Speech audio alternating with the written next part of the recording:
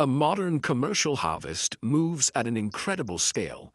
Every minute, millions of individual kernels rush through chutes and augers into massive transport vehicles. Feed mills spend millions of dollars to purchase and secure this high-quality raw material. It is a massive amount of financial capital tied up in tiny golden packages. To protect that investment, the harvest is transported to commercial grain elevator terminals, industrial fortresses like the sprawling complex seen in this aerial view, designed to guard the grain from the outside world. It is easy to assume that once the crop is dried to the correct moisture level and safely sealed behind concrete and steel, the work of preservation is finished. But stored grain is biologically active.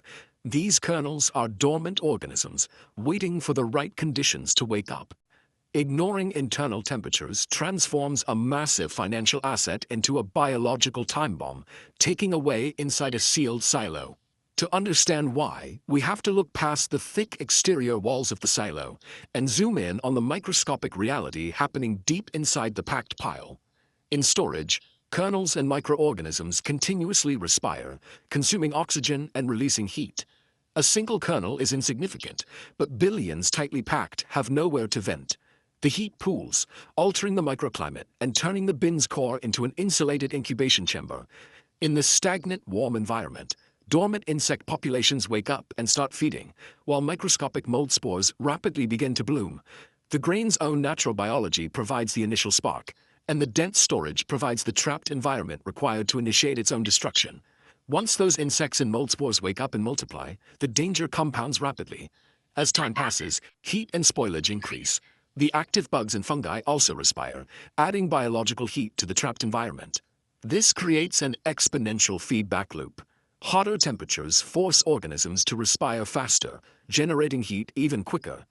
Physically, this creates localized hotspots deep inside the mass, pockets of intense thermal energy that rapidly spread outward through the bin.